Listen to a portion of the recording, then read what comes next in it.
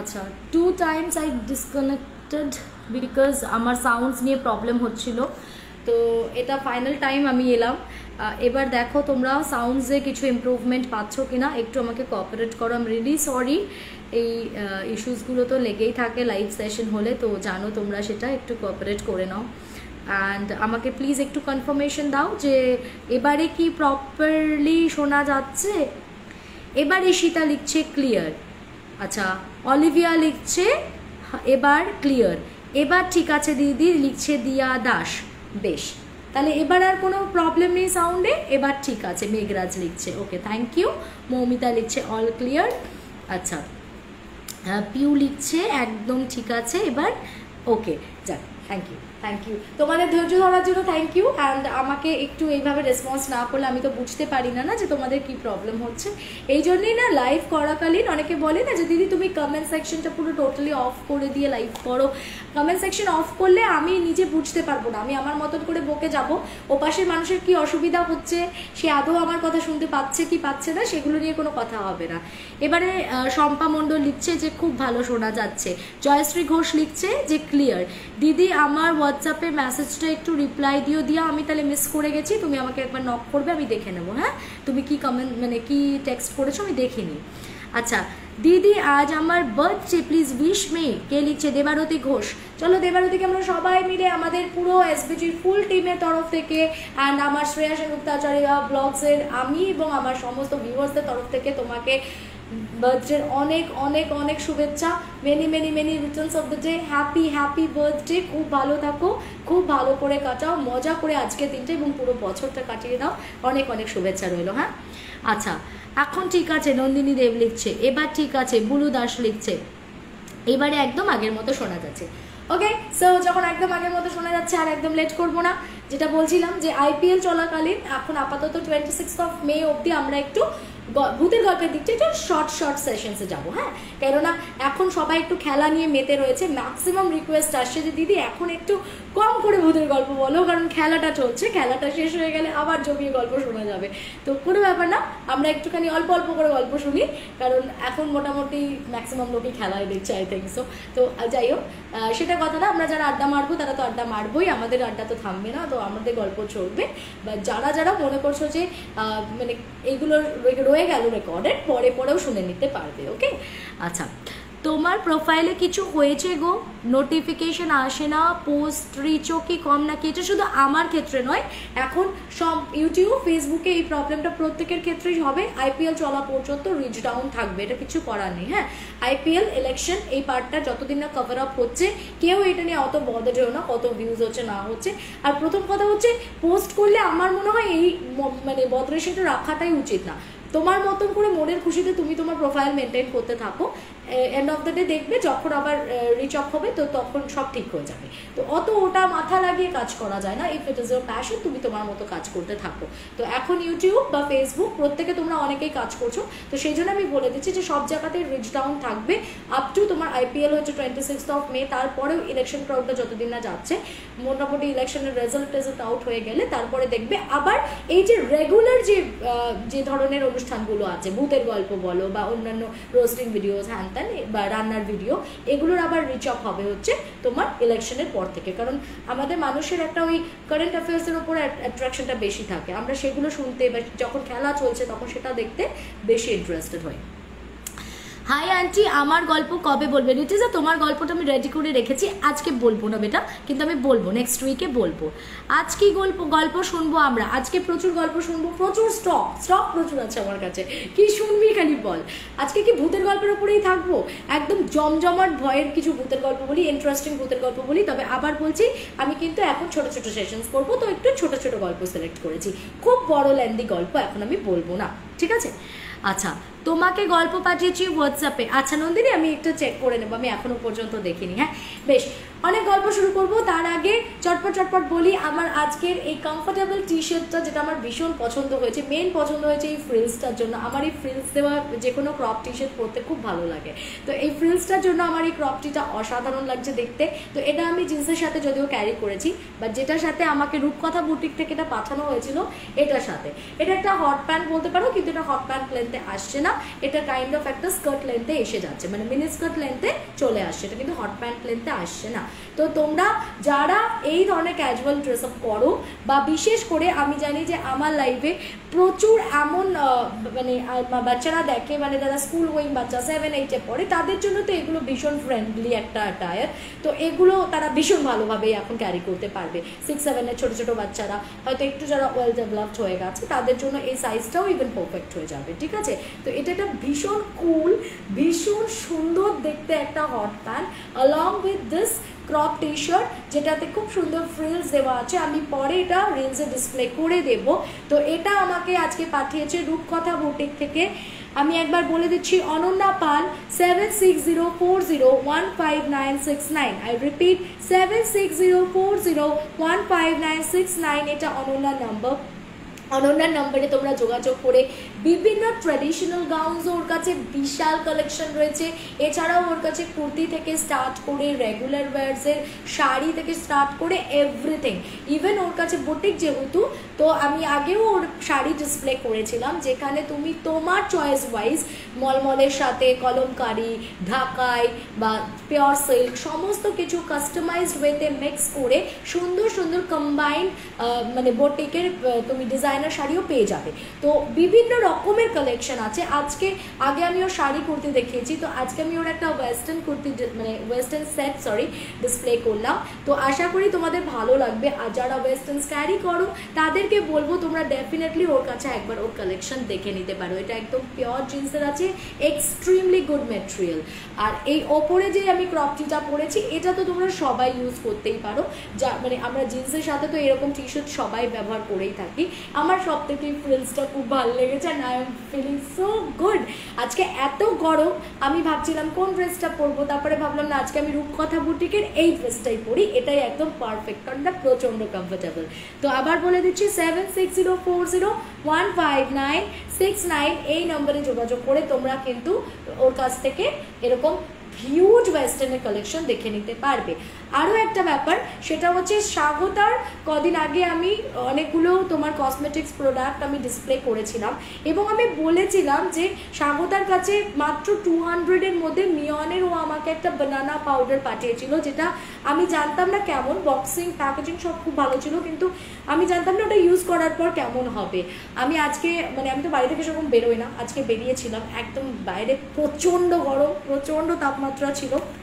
এটা সেই মিয়নের বানানা পাউডার, যেটা ও আমাকে বলেছিল যে দিদি তুমি একবার ইউজ করে দেখো, তুমি যদি না স্যাটিসফাই হও তাহলে তুমি আমাকে বলো। Trust me, this is too good. মানে এত সুন্দর সোয়েট প্রুফ, এত সুন্দর ইনট্যাক্ট তোমার ফেসটাকে রাখে। তুমি যদি কোনো মেকআপ নাও করো, তুমি জাস্ট এটা পাফ করেও যদি চলে যাও হালকা একটু টোনারের ওপরে, বা তুমি ফাউন্ডেশন ইউজ করলে তার ওপরে, ইট উইল ওয়ার্ক, মানে সো গুড, সো গুড। আমার ভীষণ ভালো লেগেছে। ও আমাকে এটা পাঠিয়েছিল, আমি প্রোডাক্টটা নিয়ে বলেছিলাম যে আমি ইউজ না করে এটার ফিডব্যাক দেবো না। তো যারা যারা সামনে বিয়ে বাড়ি আছে, বা যারা ভাবছো যে সামনে চলো কিছু মানে প্ল্যানস আছে, এই ঘুরতে যাচ্ছ বাইরে, লং লাস্ট দরকার মেকআপের, বা সবথেকে বড় কথা হচ্ছে বিয়ে বাড়িতে এই গরমের মধ্যে যারা লাস্ট করতে চাইছো মেকআপটাকে, তো তাদের জন্য একদম পারফেক্ট চয়েস। এটা ওর কাছে, এটার অরিজিনাল প্রাইস বোধহয় 400 সামথিং, যেটা ওর ডিসকাউন্টেড প্রাইস এখনও পর্যন্ত 210-এ বোধহয় ওর কাছে অ্যাভেলেবেল আছে, যেটা এক্সক্লুডিং কিন্তু তোমার ডেলিভারি চার্জেস। হ্যাঁ, ডেলিভারি চার্জেস হয়তো এর সাথে আরও এক্সট্রা 40 রুপিস হতে পারে। তো যাই হোক, এই মিয়নের বানানা পাউডারটা must by product, I must say. এটা অসম্ভব ভালো, অসম্ভব ভালো। এত ভালো সোয়েট প্রুফ পাউডার আমি সত্যি খুব কম দেখেছি, এবং খুব ইনট্যাক্ট রাখছে ফেসটাকে। 7044055811 7044055811 এই নাম্বারটাতে তোমরা সর্বদাকে পেয়ে যাবে। Go and check this out. আমি বলছি মিয়নের এই বানানা পাউডারটা এক্সট্রিমলি গুড, এটা আমার খুব ভালো লেগেছে। আমি বলেছিলাম আমি ইউজ না করে এটা ফিডব্যাক দেবো না, তো আজকে আমি প্রথমবার এত গরমে ওটাকে ইউজ করেছি, তো আমার মানে মনে হয়েছে এর থেকে ভালো কিছু হতে পারে না। Looking pretty, thank you. আচ্ছা, আমার নাম নাও না তুমি, স্নেহা বল। এই তোর নাম তো কতবার নিয়েছিস স্নেহা, আমি এইসব বাজে অভিযোগ কেন করছিস তুই? আমি তোর নাম নিইনি, এটা বলতে পারছিস? তোর নাম তো আমি কতবার নিয়েছি। রূপা লাহা প্রচুর প্রচুর ভালোবাসা পাঠিয়েছে, সুন্দর লাগছে, দেবাঙ্ক লিখছে, থ্যাংক ইউ। ওকে চলো এবার আমি যেটা স্টার্ট করব, আজকে গল্পে ঢুকছি। তাহলে প্রথম গল্পটা যেটা বলবো সেটা আমাকে পাঠিয়েছে বৈশী। ওর এক ফ্রেন্ড আছে অনন্যা, অনন্যার কাছ থেকে একটা কালেক্টেড স্টোরি। তো এই যে গল্পটা আমি বলবো সেটা মানে আমার অন্তত পক্ষে ভীষণ ইন্টারেস্টিং সাউন্ড করেছে। ছোট ছোট গল্প আবার বলছি আজকে বলবো, প্রথম এখানেও ছোট ছোট গল্প বলবো, আর একটা একটু লেন্থি গল্প বলবো, একটা প্রচণ্ড ভয়ের ভীষণ স্পুকি একটা স্টোরি বলবো, সেটা আমার চ্যানেলে। আর একদম রিসেন্ট একটা ঘটনা ঘটেছে, সেই ইনসিডেন্টটাও শেয়ার করবো আমার চ্যানেলে, ঠিক আছে? তো ওইগুলো একটু লেন্থি বলে ওটাকে আমি নেক্সট চ্যানেলে বলছি। আপাতত আমি মোটামুটি 2-3টে ছোট ছোট স্টোরি আজকে এখানে শেয়ার করবো, ঠিক আছে? বেশি লেন্থি করবো না এপিসোডটা। তো ঐশীর স্টোরিটা ফার্স্টে বলি। ওর যে ফ্রেন্ড আছে অনন্যা, অনন্যার জেঠু মারা গেছেন। এবার ওদের একই জমির ওপরে দুটো পোর্শনে বাড়িটা করা, মানে অনন্যাদের একটা পোর্শন আর জেঠুদের একটা পোর্শন, দুটো সবই সেপারেট, ওদের দুটো পুরো সেপারেট বিল্ডিং, কিন্তু একটা জমির ওপরেই বাড়িটা। এখন জেঠু মারা যাওয়ার পর জেঠুর বাড়িতে হচ্ছেন জেঠুর বোধহয় এক ছেলে এক মেয়ে আর জেঠিমা। তো এবার ওই কাজের যেদিনকে শ্রাদ্ধানুষ্ঠান হবে তার আগে তো শ্রাদ্ধের সমস্ত জিনিসপত্র সমস্ত বাজার থেকে আনতে হবে। তো সেদিনকে জেঠিমার ছেলে মেয়েকে নিয়ে বেরিয়েছিল। এবার কিছু তো রাস্তায় যাওয়ার পর ওর জ্যাঠতো দাদার শরীরটা নাকি হঠাৎ করে ভীষণ খারাপ করতে থাকে। এবার দেখবে জেঠিমার কাছে চাবি ছিল। আমরা অনেক সময় হট করে রাস্তা থেকে ডিসিশন নিলাম হয়তো যে আমার শরীরটা খারাপ লাগছে, বাড়ি চলে আসি, ফিরে আসি। আমরা যে ফিরে চলে আসবো, মানে চাবিটা যে আমাকে নিতে হবে এটা কিন্তু মাথা থেকে বেরিয়ে যায়, এটা খুব ন্যাচারাল। এবার অনেক সময় বেরোতে গিয়ে আমাদের ফোন ফেলে যায়, আমরা চাবিটা নিতে ভুলে গেলাম, এইসব ব্যাপার টুকটাক লেগেই থাকে। তো ও ওরকম হঠাৎ করে চাবিটা যে নিতে হবে জেঠিমার কাছ থেকে ও বেমালুম ভুলে গেছে। ওরা মার্কেট যাচ্ছিল, তো ও হঠাৎ বলছে আমার না শরীরটা ভীষণ খারাপ লাগছে, মা আমি না এক পা চলতে পারছি না। তো জেঠিমা বললো তাহলে তুই বাড়ি চলে যা, তুই গিয়ে রেস্ট কর, আমি আর ও যেটুকু যা লাগবে আমরা ওই দোকান করে আমরা আসছি। এবার ও বাড়িতে এসে পকেটে হাত দিয়ে তালাটা খুলতে গিয়ে ওর মনে পড়েছে যা চাবিটা তো মার কাছ থেকে নিলাম না, তাহলে কি হবে, যাই মাকে একটা ফোন লাগাই, ওরা কোন দোকানে আছে একটু জিজ্ঞাসা করি, তো যে দোকানে থাকবে আমি তাহলে আবার মার্কেটে গিয়ে সেখানে ওদের সাথে মিট করে চাবিটা নিয়ে চলে আসবো। তো কাছাকাছি মার্কেটটা, ও আবার ফোন করেছে জেঠিমার, প্রথমবার ওটা রিং হয়ে গেছে, কেউ ফোন ধরেনি। সেকেন্ড টাইম যখন রিং হয়েছে ওপাশ থেকে যে ভয়েসটা এসছে সেটা দাদাকে পুরো ছিটকে দিয়েছে। ওপাশ থেকে কেউ একটা পরিষ্কার মানে জেঠুর গলা বোঝা যাচ্ছে, একটা সেই ভারী সেই রাশভারী গলা, জেঠুর ভয়েসটাও রেকগনাইজ করতে পেরেছে। ওপাশ থেকে বলছে কি রে তুই বাইরে দাঁড়িয়ে আছিস কেন, তুই ভেতরে আসতে পারছিস না, চলে আয়, এই তো দরজা তো বন্ধই ছিল কিন্তু আমি তো কি সুন্দর সেট করে চলে এলাম, তুইও চলে আয়। ও কোনো কথায় পাশ থেকে রিপ্লাই কি করবে, ও তো ওখানে ধপ করে বসে পড়ে থরথর করে কাঁপছে, যেটা কি হচ্ছে। ওপাশ থেকে একদম সুস্পষ্ট ভাষায় জেঠুর গলাতে কেউ একজন ফোনটা রিসিভ করে বলছে কি রে চলে আয়, তুই বাইরে দাঁড়িয়ে আছিস কেন, আমি তো কি সুন্দর চলে এলাম দরজার এপার ওপার, তুইও চলে আয় ভেতরে, দরজার এপারে আসতে পারছিস না, চলে আয় চলে আয়। ফোনটা কেটে যায়। ও ওখানে বসে পড়ে দরদর করে ঘামছে, দিয়ে ভয়ের চোটে না ও ওই বাড়িতে না ঢুকে ও শটাং মানে অনন্যাদের দিকে চলে এসেছে, এসে বাড়িতে ঢুকে বলছে কাকিমা বাড়ি আছো, তো ওদের পোর্শনে এসে বসে বলছে যে কি হয়েছে, তখন বলছে যে বলো না আমি মানে ফোন করছি মাকে, মা তো ফোনটা ধরলো না, সেই জায়গায় বাবার গলা পেলাম এবং বাবা এই বলছে কি হলো, ব্যাপারটা খুব আজীব লাগছে ওদেরও। বেশ কিছুক্ষণ পরে যখন জেঠিমা আর ওর বোন ফিরেছে আর কি, তখন জেঠিমাকে বলছে যে তোমার ফোনটা কোথায়, ঢুকতে জেঠিমাকে ফার্স্ট কোয়েশ্চেন তোমার ফোনটা কোথায়, না আমার ফোনটা তো আরে কি বলবো, পরে আমারও খেয়াল পড়লো যে তুই তো চাবি নিয়ে আসিস নি, তাই জন্য আমি তাড়াতাড়ি ব্যাক করলাম, তো আমি বুঝতেই পেরেছি তুই যদি আমার চাবি না পাস কাকিমার ঘরে বসবি, তাই আমি আর তাড়াহুড়ো করিনি, আমি একদম দোকানটা সেরেই এসেছি। বাট তার মধ্যেও তো বলছে তোমার ফোনটা কোথায় আগে বলো, বলছে আরে ফোনটা তো আমি নিয়েই যাইনি, ফোনটা তো ঘরেই পড়ে রয়েছে।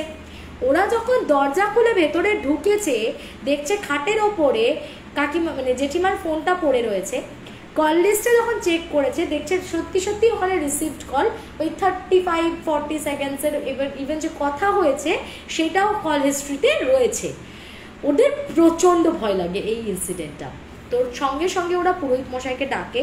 তো পুরোহিত মশাই এসে বলে যে হ্যাঁ উনি তো দোষ পেয়েছেন, তাহলে আপনারা যেদিনকে শ্রাদ্ধানুষ্ঠান করবেন তারপর পরই একটা ডেট দেখে ওনাকে কিন্তু দোষ কাটানোর কাজটা আপনারা করে নিন, উনি কিন্তু দোষ পেয়েছেন। তো ওরা তখনই ডিসাইড করে যে আমরা দোষ কাটানোর কাজটা করব। এরপরে আর সেরকম একটা কিছু প্রবলেম হয়নি। পুরোহিত মশাই বোধহয় ওদেরকে একটু ঘরে কিছু রাখার জন্য দিয়ে টিয়ে গেছিলেন। এইবার শ্রাদ্ধের দিনের ঘটনা, ওদের ঠিক মানে যে পোর্শনটা অনন্যাদের সেইখানে সামনে একটা বড় ফাঁকা স্পেস আছে, সেই জায়গাটায় খাওয়া দাওয়া হবে। সেই জায়গাটা খাওয়া দাওয়ার প্যান্ডেলটা করা হয়েছে। তার পেছনের দিকটাতে মানে জেঠুদের বাড়ি আর কাকাদের বাড়ির মাঝখানে মাঝামাঝি জায়গাটা হচ্ছে ওদের টিউব কলটা, এটা কমন একটা টিউব কল। আর একদিকে হচ্ছে জেঠুদের বাড়িটা। জেঠুদের পোর্শনটাতে কাজকর্মগুলো হয়েছে, বাট খাওয়া দাওয়ার অনুষ্ঠানটা হবে হচ্ছে একদম অনন্যাদের পোর্শনে। তো কাজেই যেদিনকে খাওয়া দাওয়া সেদিন তো আর এই বাড়িটার দিকে অতটা কোনো ভিড়ভাড় নেই, ওইদিকে অতটা লোকজন কেউ নেই, সবাই প্যান্ডেলে এদিকে খাওয়া দাওয়া নিয়েই ব্যস্ত রয়েছে দুপুরবেলা। কোনো কারণে কেউ একটা ওকে বলেছে, অনন্যাকে বলেছে যে যাদববাবু একটু টিউব থেকে জল নিয়ে। তো ও কি করেছে, টিউব কল থেকে জল আনতে গেছে। জল আনতে গিয়ে ও জলটা যেই মানে কলটা টিপছে, হঠাৎ করে ওর নজর গেছে হচ্ছে ওই জেঠুদের বিল্ডিংয়ে জেঠুর রুমের যে জানলাটা। ওর পরিষ্কার মনে হচ্ছে মানে জেঠুর ঘরের জানলার উল্টো দিক করে, মানে জানলার দিকে মুখ করে নয়। ধরো যদি জানলার দিকে মুখ করে থাকে তাহলে তো রোদ রোদ পড়লে একদম চেয়ারটার ওপরে পড়বে, তাই চেয়ারটাকে পেছনের দিকে ঘোরানো, একটা আরাম কেদারা টাইপের রাখা ছিল ওই একদম জানলার পাশটা করে। ও দেখতে পাচ্ছে মানে বেশ খানিকটা জানলা থেকে ডিস্টেন্সে, ওই জানলা থেকে ডিস্টেন্সের ওই আরাম কেদারাটাই, ওপরটা তো দেখা যাচ্ছে না, নিচের পা দুটো বোঝা যাচ্ছে। ও দেখছে পুরো একদম দুটো পা মানে বোঝা যাচ্ছে আরাম কেদারার উপরে কেউ বসে রয়েছে। এবং ওর একেবারেই বুঝতে কোনো রকম ভুল হয়নি যে ওটা আর কেউ হতে পারে না ওর জেঠু ছাড়া। কারণ ওর জেঠুর ওই চিরাচরিত পা আমরা আমাদের বাড়ির মানুষদেরকে খুব ভালো করেই প্রত্যেকে চিনি জানি, প্রত্যেকেই জানি যে আমাদের বাড়ির মানুষদের মানে কি বসার ভঙ্গিমা বা তাদের পা হাত তাদের গঠন সমস্ত কিছু সম্পর্কে আমরা যথেষ্ট জ্ঞাত থাকি। তো ও কোনো রকমভাবে ভুল করছে না যে এটা আমার জেঠু ছাড়া কেউ হতেই পারে না। সো জাস্ট ওই পা দুটো নিচে দেখতে পাচ্ছে চেয়ারের তলা দিয়ে, বাট ওপরটা দেখতে পাচ্ছে না। এবার ও তাও সাহস করে তখনও ওর হচ্ছে যে জেঠুদের ঘরে কে ঢুকলো, জেঠিমা দিদিভাই দাদাভাই সবাই তো ওই দিকে আছে, তাহলে জেঠুদের এখানে কে আছে এখন, এই ঘরটা তো বন্ধ আছে। ও বলছে ও যে একটু জানলার দিকে এগিয়ে গেছে, ও শটাং দেখছে জেঠু পুরো পেছনের দিকটা এরকম উঠে দাঁড়ালো, ঘুরে তত্তর করে জানলার দিকে ওর দিকে এগিয়ে আসছে। ওটাই ও লাস্ট দেখেছে। ও অসম্ভব ভয় পেয়ে যায়, মানে জাস্ট ও গিয়ে যেই জানলাটায় উঁকি দিয়েছে শটাং করে সে উঠে দাঁড়ালো ওই মানে আরাম কেদারাটার ওপরে, এবং উঠে দাঁড়িয়ে তার দিকে পেছন ঘুরে একদম জেঠু যেন মনে হচ্ছে সশরীরে ওর দিকে হেঁটে হেঁটে হেঁটে হেঁটে আসছে। ও ওটা দেখে দৌড়ে বাবা গো মা গো চিৎকার করে পালাতে গিয়ে কলপাড়ের মধ্যে মানে মুখ থুবড়ে পড়ে সেই মুখে কেটে টেটে রক্তারক্তি অবস্থা, ওখানে সেন্সলেস হয়ে গেছে। সঙ্গে সঙ্গে তোমার ওই আবার পাশ থেকে সবাই দৌড়ে দৌড়ে ছুটে এসেছে চিৎকার চেঁচামেচি শুনে কি হয়েছে কি হয়েছে, এসে দেখে ওইভাবে ওই রকম মুখ টুক কেটে ফুলে টুলে গেছে, রক্তাক্ত অবস্থাতে ওইভাবে পড়ে রয়েছে। তো যখন ওকে জ্ঞান ফেরে জিজ্ঞাসা করা হয় তো ও এটা এক্সপ্লেন করে যে জেঠুকে নাকি ও দেখেছে একদম প্রথমে অনেকক্ষণ ধরে নোটিস করছে যে পা দুটো দেখতে পাচ্ছিল, মানে ওখানে উনি বসে আছেন বোঝা যাচ্ছে।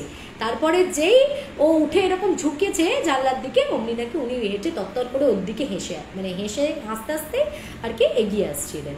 তখন পুরোহিত মশাই বললেন যে না আমাদের তো ডেট ফাইনাল করাই আছে, আমরা অবশ্যই দোষ কাটানোটা করব, কারণ না হলে কিন্তু আপনাদের বাড়ির কারোর না কারোর একটা বড় বিপদ ঘটে যেতে পারে। তো আর তারপর নাকি ওরা তার মানে শ্রাদ্ধের পরপরেই দোষ কাটানোর কাজটা একদম কিছুদিনের মধ্যেই আবার ডেট দিয়েছিল, সেদিনকে দোষ কাটানোর কাজটা হয়ে যায় এবং তারপর থেকে নাকি আর কেউ কিছু ফিল করেনি, এভরিথিং ওয়াজ ফাইন। কিন্তু ওর জেঠু মারা যাওয়ার পর এই দুটো ঘটনাতে ওদের বাড়ির প্রত্যেকে প্রচণ্ড শক্ট হয়েছিল, কারণ ওরা কেউ ভূত টুত একদম বিশ্বাস করতো না এবং তার চেয়েও বড় ওরা বিভৎস ভয় পেয়েছিল। দাদাটাও ভীষণ ভয় পেয়েছিল এবং অনন্যার তো মানে ওই সেরে উঠতেই আরও 1 সপ্তাহ সপ্তাহ সময় লেগে গেছিলো, এতটাই ভয় পেয়ে সেন্সলেস হয়ে গেছিলো। তো এটা একটা দারুণ বেশ মজাদার ঘটনা, আমার ভালো লেগেছে। মানে মজাদার মানে কি, ওই ফোন ধরার ব্যাপারটা আমার বেশ একটুখানি মজা পেয়েছি আমি ঘটনাটা শুনে, স্পুকি ভয়ের অ্যাট দ্য সেম টাইম বেশ এনজয়েবল একটা ইনসিডেন্ট, আমার বেশ ভালো লেগেছে।